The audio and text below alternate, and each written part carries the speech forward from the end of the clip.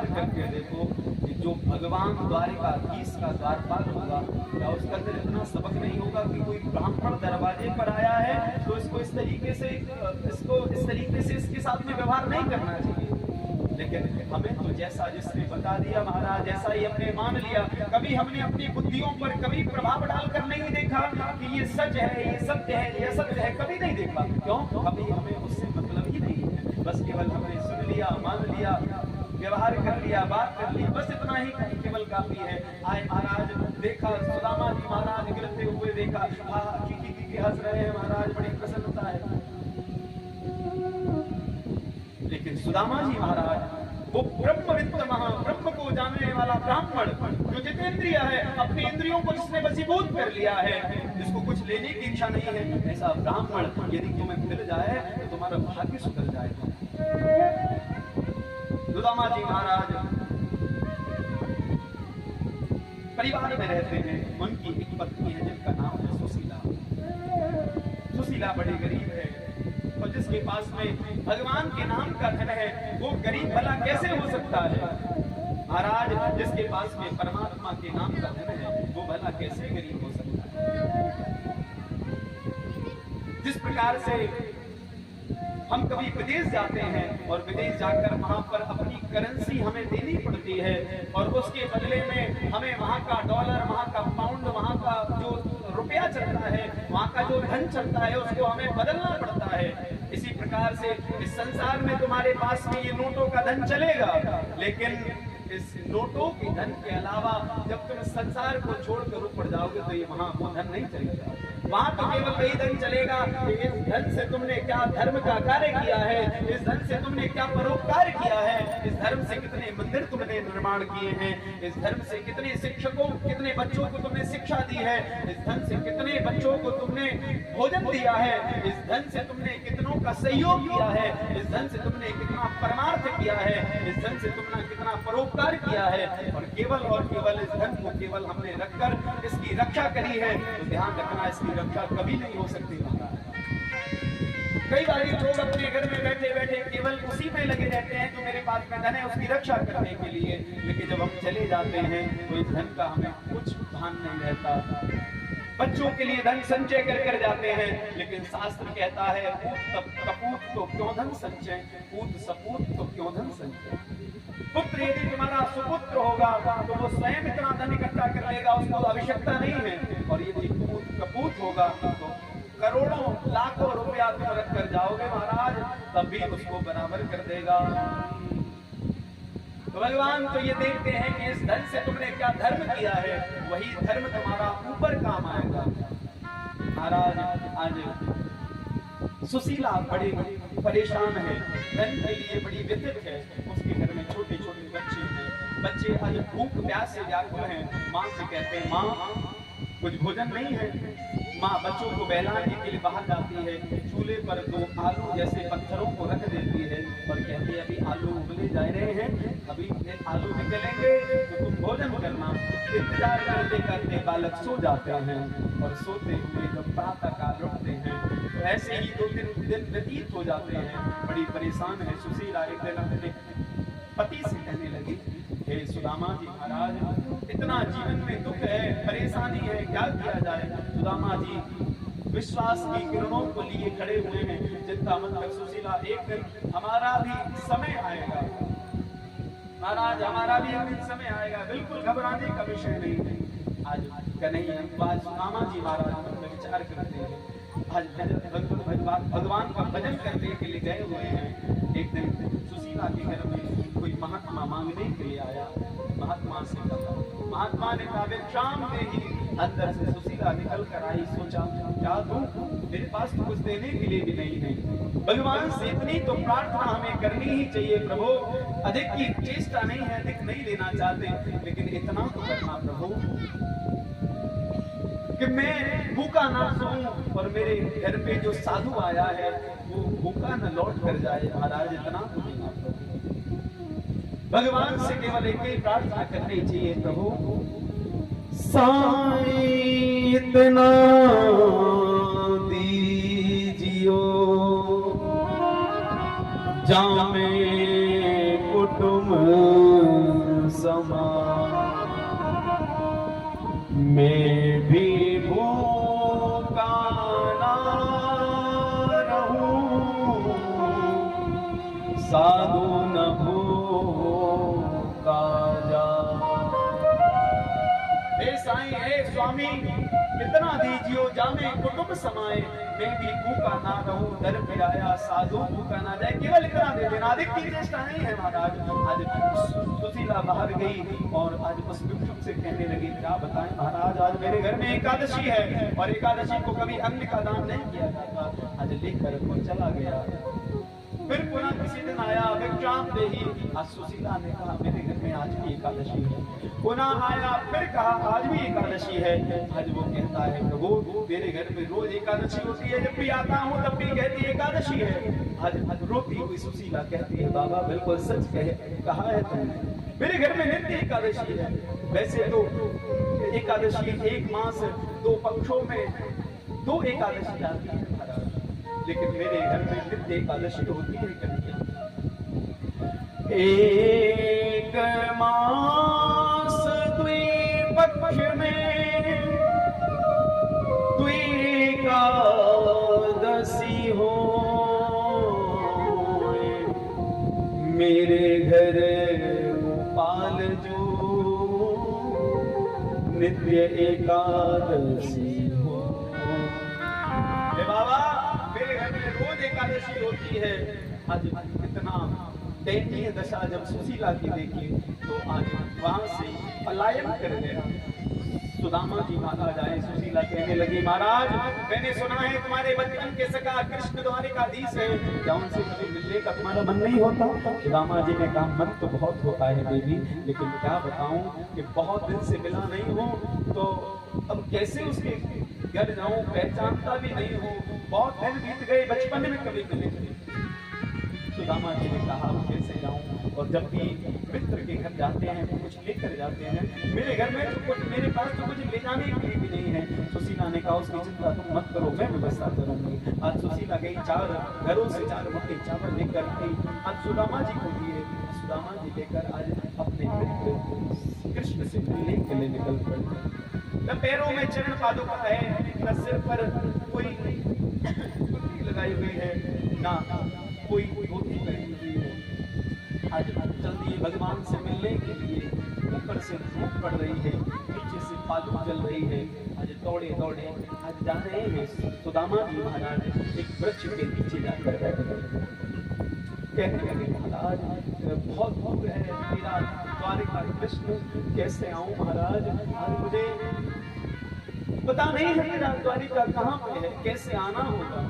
आज बैठे बैठे एक वृक्ष के नीचे बैठ गए और बैठे बैठे प्रभु आज कहते हैं, न भूख लगती है न प्यास लगती है,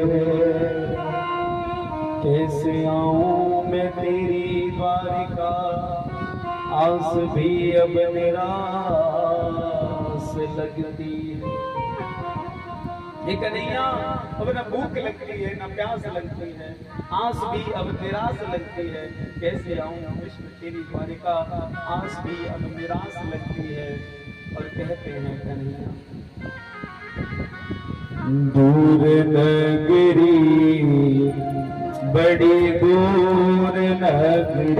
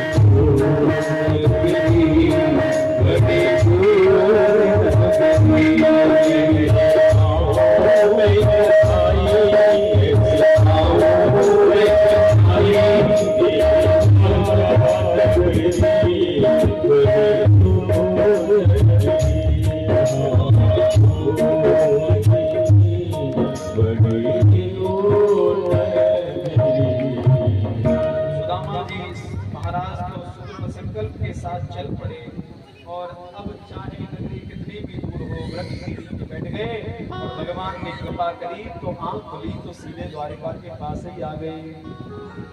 किसी से पूछने लगे, महाराज ये द्वारिका कहाँ है? बतावे लगो, महाराज तुम द्वारिका में बैठे हुए हो।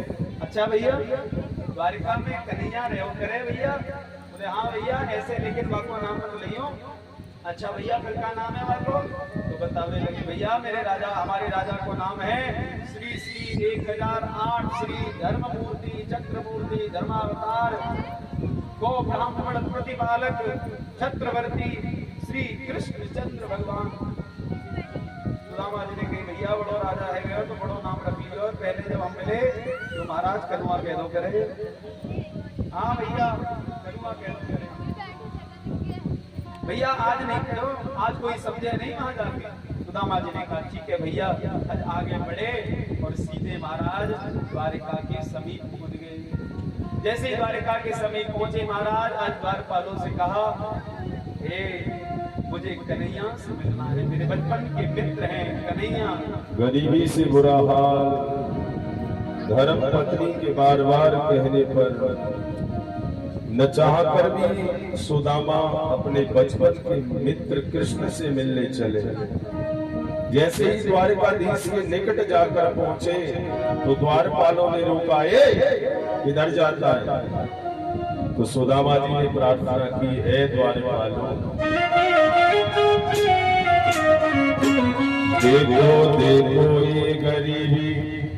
ये गरीबी का हाल, कृष्ण के दर पे विश्वास लेके आया हूँ।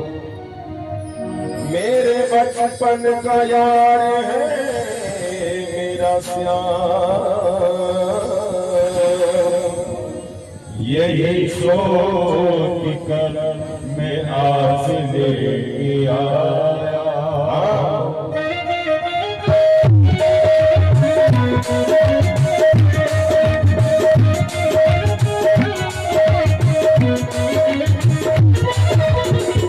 अरे द्वारपालो कन्हैया से कह दो, अरे द्वारपालो कन्हैया से कह दो, इधर पे सुदामा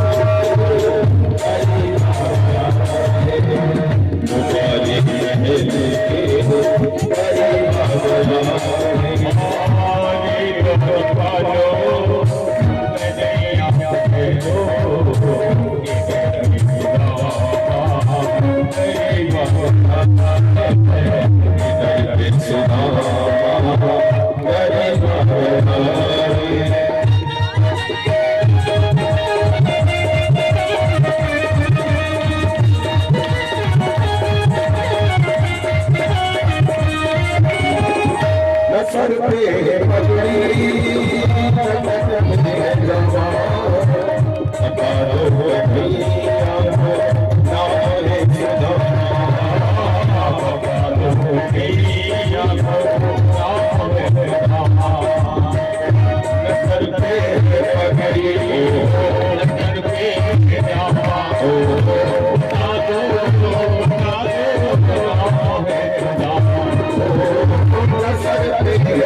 गई बता दो गठैया को नाम है सुदामा, बता दो गठैया को नाम है सुदामा। तुम्हें वाला मोहन सजा करके कह दो, तुम्हें वाला मोहन सजा करके कह दो, ये मिलने सका नसीबा ये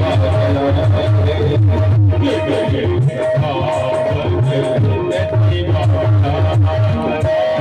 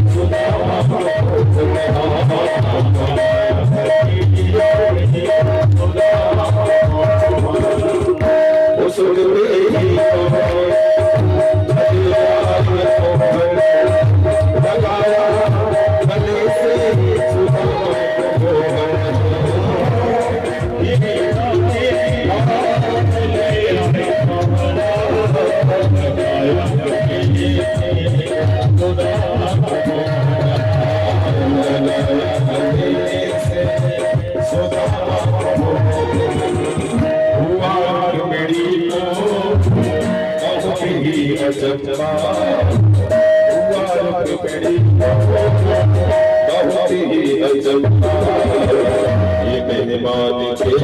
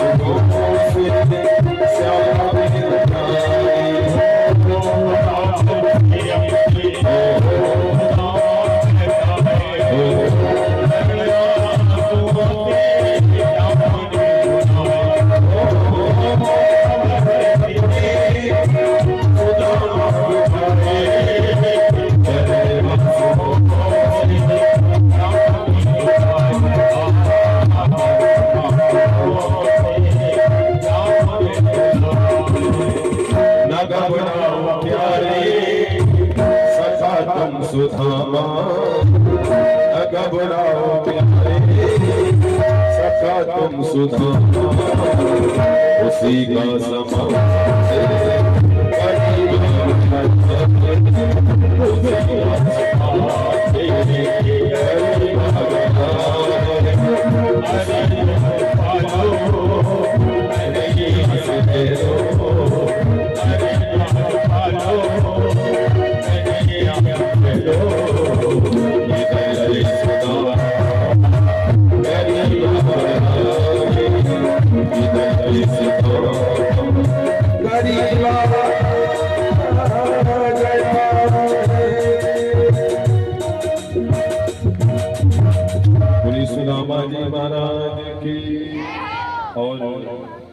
सभी से निवेदन है, यहाँ पर विशाल भंडारे का आयोजन है, तो जो भी लोग भगवान सुदामा जी महाराज भगवान से मिले और प्रसन्न हो।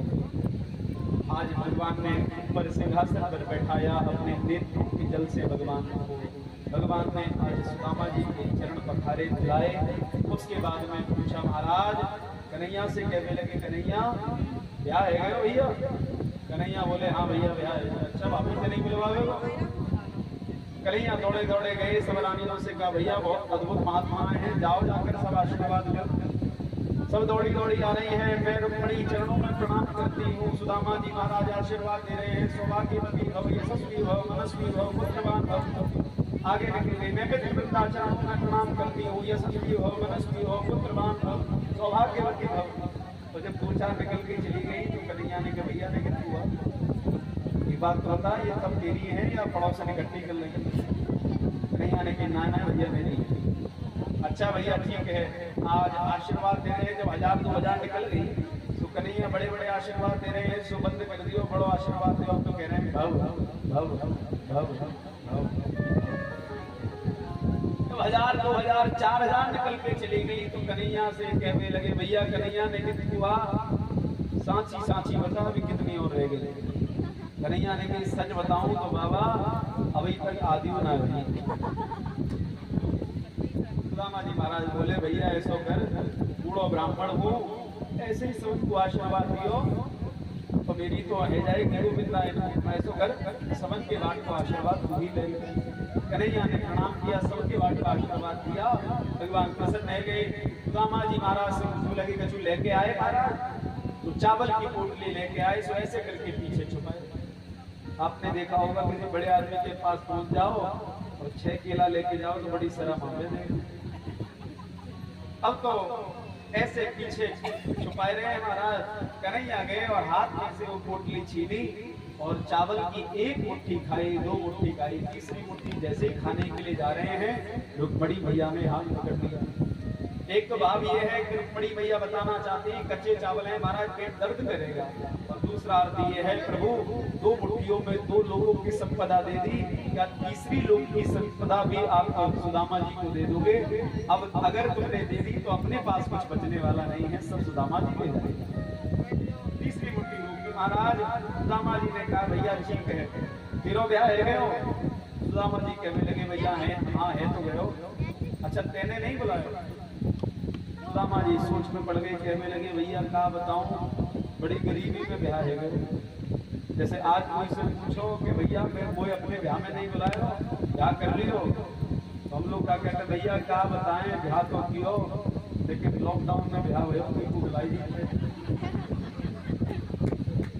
बोल रहा है लॉकडाउन में कैसे ब्याह हुए? 4 लोग गए बहू लेके सीधे घर पे आए, ना कोई की टेंशन ना कोई की परेशानी। सुदामा जी महाराज बोले भैया गरीबी में ब्याह हुए कोई को बुला नहीं पाए। कोई बात नहीं भाभी ठीक है, हाँ भैया। सुदामा जी कहने लगे भैया ठीक है मैं तो जा रहे हूँ, तेरे दर्शन करने आए हो। सुदामा जी महाराज जा रहे हैं। सुदामा जी सोचते हैं कि द्रोण राजा है कछु देखो बालकन की ताई कछु लेके जाऊंगो। अब जा रहे हैं सुदामा जी महाराज पीछे मुड़ के कह रहे हैं कन्हैया भैया जा रहे हो? कन्हैया ने कहा ठीक है भैया तो जाओ। फिर आगे गए, फिर पीछे मुड़ के भैया कन्हैया जा रहे हैं। कन्हैया बोले ठीक है भैया तो जाओ, क्या करें? सुदामा जी सोचने लगे भैया इतना बड़ो राजा और यहाँ भी आए हो, खाली हाथ ही जा रहे हो। सुशीला ने तो सोची कि कछु मिलेगा, आज कछु नहीं मिलेगा। सुदामा जी महाराज पहुंचे महाराज, और जैसे ही अपने यहाँ पहुंचे सुदामा मंदिर देख डरे, यहाँ तो हदी मेरी छोटी सी झुपड़िया, कंचन महल खड़े, सुदामा मंदिर देख डरे। सुदामा जी महाराज ने मंदिरों को जब देखा तो देखते ही डर गए। द्वारपालों से पूछा भैया ये महल कौन के खड़े हैं? यहाँ पे छोटी सी झोंपड़ी हमारी हथी कहाँ चली गई? ये महल कौन के हैं? द्वारपाल बोले भैया ये महल है सुदामा जी की। सुदामा जी के? सुदामा जी ने सोचा कोई बड़े सुदामा होंगे, कहाँ गए हैं? बोले अपने मित्र कृष्ण से मिलने गए। अच्छा महाराज उनकी पत्नी है? बोले हाँ पत्नी अंदर है, बुलाएं। सामने से देखा सुशीला आ रही है। देखते ही सुदामा जी महाराज समझ गए कि किसी और का प्रभाव नहीं है, ठाकुर जी का ही प्रभाव है। बोले कृष्ण कन्हैया लाल की जय। आज भगवान ने दिव्य सुदामा जी महाराज को कृपा करी और द्वारिका में भगवान आनंद से रह रहे हैं। एक दिन भगवान को मालूम चला और भगवान आगे अन्य लीलाएं करते हैं। देवकी मैया के पास में आए और देवकी मैया बताने लगे कि मैया में भगवान हूं। मैया ने कहा सचमुच यदि तो भगवान है तो जो कंस ने मेरे 6 पुत्र मार दिए उन 6 पुत्रों का मुझे एक बार दर्शन करवा दे। भगवान ने अपनी योग माया को आदेश दिया और अपने से बड़े 6 भाइयों को प्रकट कर दिया, देवकी मैया को दिखा दिया। भगवान ने अन्य लीलाएं करी। वसुदेव जी महाराज का एक भी संस्कार हुआ। श्री भगवान द्वारा देवकी के 6 पुत्रों को लौटाना, सुभद्रा का हरण भगवान द्वारा। हमारे बीच में सभासद जी पधारे हुए हैं, एक बार जोरदार तालियों के साथ इनका स्वागत करें।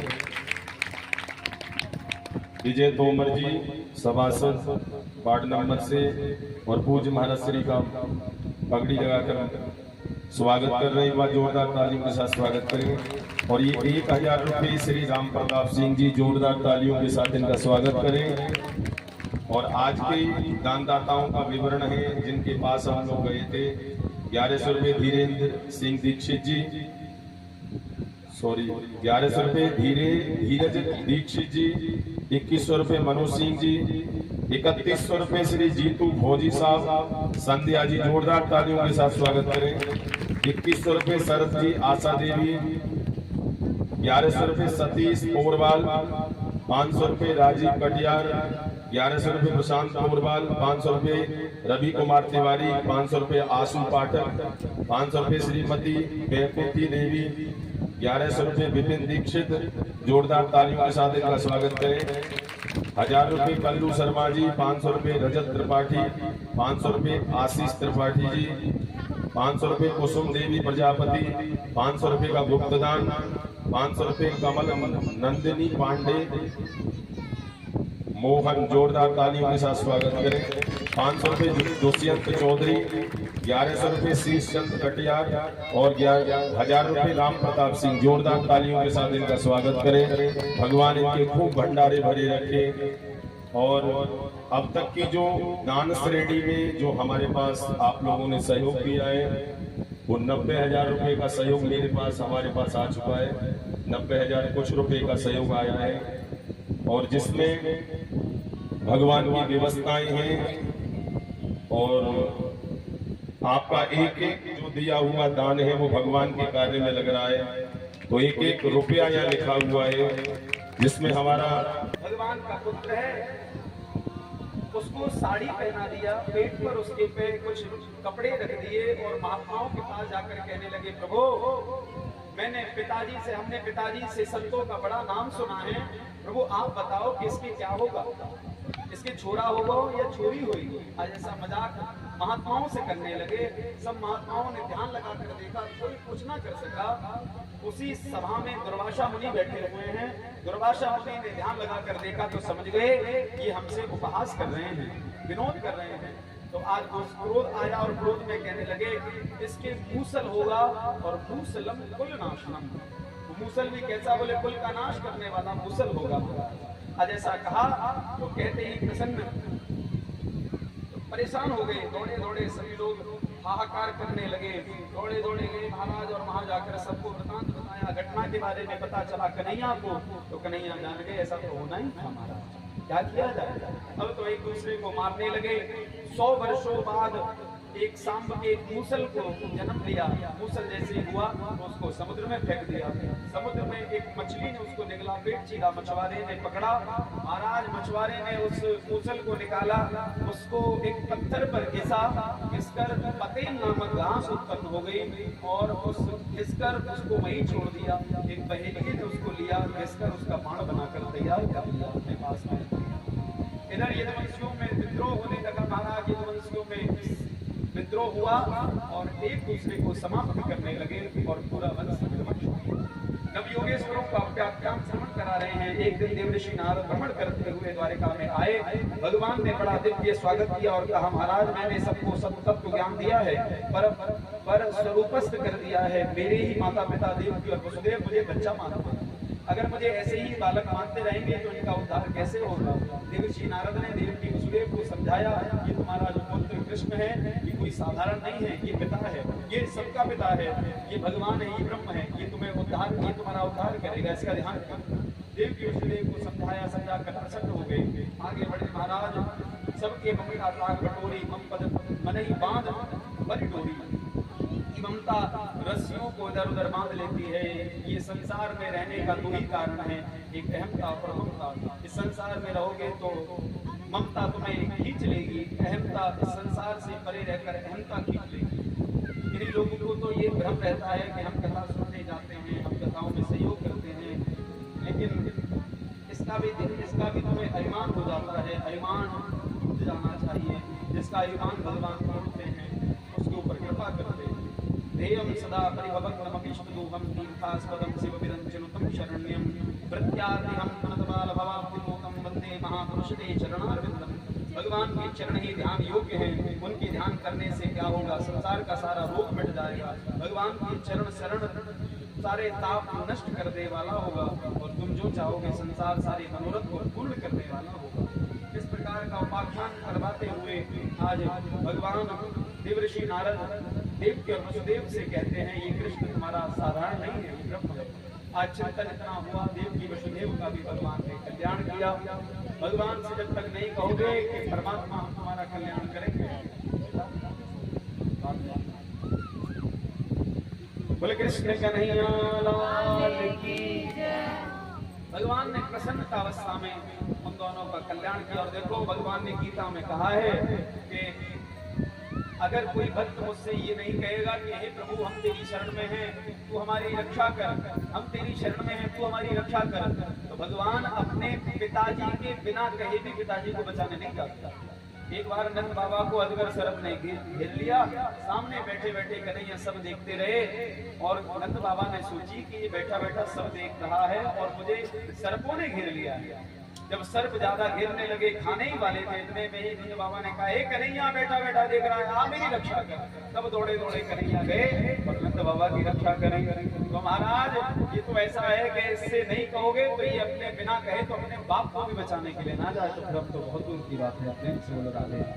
तो इससे कहना पड़ेगा, है प्रभु हम तेरी शरण में हैं, हमारी रक्षा कर। जब भी कोई परेशानी हो, कष्ट हो, अंतरात्मा के साथ में भगवान से प्रार्थना करनी चाहिए। दत्तात्रेय जी महाराज ने 24 गुरु बनाए और 24 गुरु का वर्णन श्रवण करते हैं। महाराज एक दिन उद्धव जी महाराज भगवान उद्धव जी से कहते हैं, उद्धव अब मेरे वंश निर्वंश हो गया, अब मुझे भी संसार को छोड़कर जाना होगा। भगवान ने कहा मुझे इस संसार को छोड़कर जाना होगा। उद्धव ने कहा प्रभु मैं भी तुम्हारे साथ में चलूंगा। कन्हैया ने कहा उद्धव श्राप मुझे लगा है, मुझे इस संसार को छोड़कर जाना है, तुम्हें नहीं। उद्धव ने कहा मैं भी तुम्हारे साथ में चलूंगा, मेरा भी मन नहीं लगता इस संसार में तुम्हारे बिना। कन्हैया ने कहा जब तक तुम्हारी आयु है तब तक इस संसार में रहोगे, मेरे नाम का गुणगान करते रहो, मैं ही ब्रह्म हूँ, मैं ही भगवान हूँ। कन्हैया ने ही ऐसा कहा है कि मैं भगवान हूँ। राम जी ने नहीं कहा कि मैं भगवान हूँ। राम जी ने कहा है कि मैं पुरुषोत्तम हूँ, पुरुषों में उत्तम हूँ, लेकिन भगवान नहीं हूँ। लेकिन कन्हैया ने कहा कि मैं भगवान हूँ, मेरा स्मरण करो। उद्धव जाओ, जैसे जल के ऊपर नौका रहती है ऐसे ही तुम्हें संसार में रहना है। भगवान का स्मरण करते जीवन जियोगे तो तुम्हें परमात्मा भक्ति प्राप्त होगी और परमात्मा की भक्ति प्राप्त होगी तो मैं ही तुम्हें वहां जाकर प्राप्त हो जाऊंगा। आज उद्धव जी से ब्रह्म उपदेश देकर भगवान वहां से आगे प्रस्थान कर गए। दत्तात्रेय जी महाराज ने 24 गुरु बनाए। पृथ्वी वायु आकाश मापो अग्नि चंद्रमा रवि कपोत ग्रह पतंगो गजः। पृथ्वी को अपना गुरु बनाया, वायु को अपना गुरु बनाया, आकाश को अपना गुरु बनाया, एक कबूतर को अपना गुरु बनाया, अजगर को अपना गुरु बनाया, एक वैश्या को अपना गुरु बनाया। पृथ्वी को गुरु बनाया है। पृथ्वी कितनी विशाल है और कितनी धैर्यवान है, इस पे न जाने हम कैसे कैसे कर्म करते हैं और ये पृथ्वी हमें माफ कर देती है। इसी प्रकार से हमें भी हमारा भी हृदय विशाल होना चाहिए कि कितनी भी परेशानी क्यों ना हो जाए हमें सबको माफ कर देना चाहिए। लेकिन हमारी परेशानी बड़ी है, किसी ने हमें गाली दे दी तो हम कहते हैं अपनी बात वीडियो हम तेरी बताएंगे क्या करें, बदला लेने के लिए तैयार रहते हैं। लेकिन हृदय बड़ा होगा, पृथ्वी की तरह धैर्यवान बनोगे तो जीवन में कुछ प्राप्त करोगे। आकाश को गुरु बनाया। ये आकाश कितना विशाल हृदय इसका है कि इसमें जो भी कुछ करो सब समा जाता है। महाराज आकाश की तरह अपना हृदय करो, कितना विशाल है।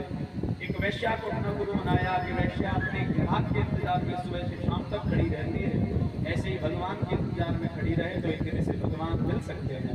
ऐसे करके 24 गुरु बनाए। 24 गुरु का दत्तात्रेय जी महाराज ने 24 गुरुओं का वंदन स्मरण कराया और हम लोगों को भी गुरु बिन भवनिधि तरह ही लगता है।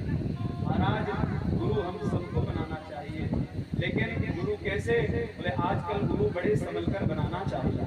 पूर्व समय में गुरु उसी को बनाते थे लोग जिसका चरित्र अच्छा हुआ करता था। पूर्व समय में चरित्र की पूजा होती थी, अब गुरु आज चित्र की पूजा होती है। जिस गुरु के पास में जितनी लंबी गाड़ी, जितनी चेला उसके पीछे, वही हमारे गुरु जी हैं। अरे हमारे गुरु जी तो महाराज 4 करोड़ की गाड़ी में चलते हैं, तुम्हें नहीं पता। जिसके पास इतनी लंबी गाड़ी होती है उसी को हम लोग गुरु बना लेते हैं। लेकिन सचमुच गुरु का अर्थ यही है, गु माने अंधकार, रू माने प्रकाश, जो हमें अंधकार से प्रकाश की ओर ले जाए, वही हमारे लिए गुरु है। और महाराज आजकल हमारे कलयुग में तो ये प्रथा चल रही है तो वो, और ये आवश्यक भी है, पानी पियो छान के और गुरु बनाओ जान के। जब तक बिना जाने गुरु बनाओगे तो महाराज वो गुरु ऐसे होंगे, कैसे वाले? तुम्हें पता है कैसे गुरु होंगे? महाराज गली गली गुरुवा फिरे, शिष्यों कंठी ले, नरक जाओ चाहे स्वर्ग, हमें दक्षिणा दो। दक्षिणा वाले गुरु जी होंगे। गुरु पूर्णिमा क्लेशनाशाय गोविंदाय नमो नमः। कृष्णाय वासुदेवाय हरये परमात्मने प्रणतः क्लेशनाशाय गोविंदाय नमो नमः। ये अद्भुत भागवत जी का बड़ा सुंदर श्लोक है। जिसके भी जीवन में कष्ट आ जाए प्रभु और तत्क्षण उस क्लेश का निवारण करना चाहते हो तो इस मंत्र का जाप अपने घर में करो, निश्चित रूप से भगवान की कृपा होगी। तेरी आरती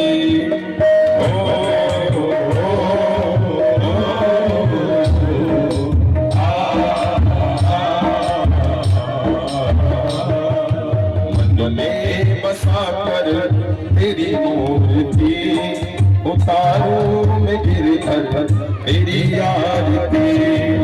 मन में बसा कर तेरी मूर्ति उतारू में गिरधर तेरी आरती।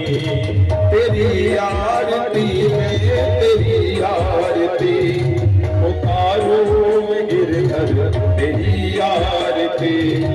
तेरी आरती में तेरी आरती उतारू में गिरधर तेरी आरती। मन में बसा कर तेरी मूर्ति उतारू में गिरधर तेरी आरती। मन में बसा कर तेरी मूर्ति उतारू में गिरधर तेरी आरती। करुणा करो कष्ट हरो ज्ञान दो भगवन, अब मैं फंसी नाम मेरी तार दो भगवन। करुणा करो कष्ट हरो ज्ञान दो भगवन, अब मैं फंसी नाम मेरी तार दो भगवन।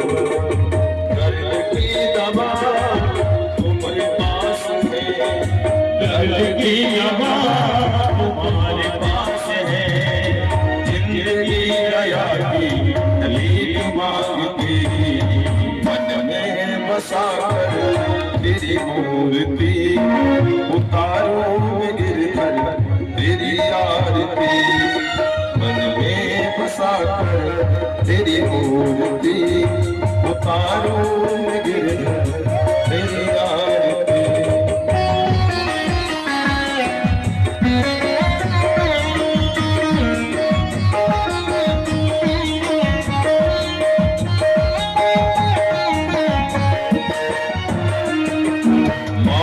तुझसे क्या नहीं सोचूं भगवन, जिंदगी जब तेरा करेगी अर्पण, आप तुझसे क्या यही सोचो भगवान। जिंदगी जब तेरा करेगी अर्पण, सब कुछ तेरा कुछ नहीं मेरा, सब कुछ तेरा कुछ नहीं मेरा।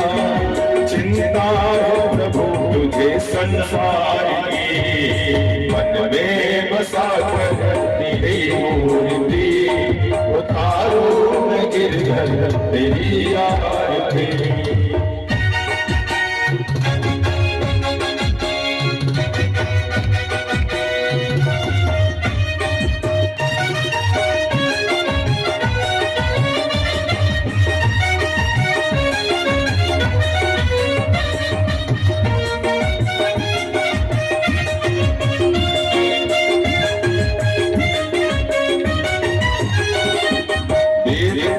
महिमा गान संत करे ध्यान, नारद गुणगान करे शेर बीड़ता।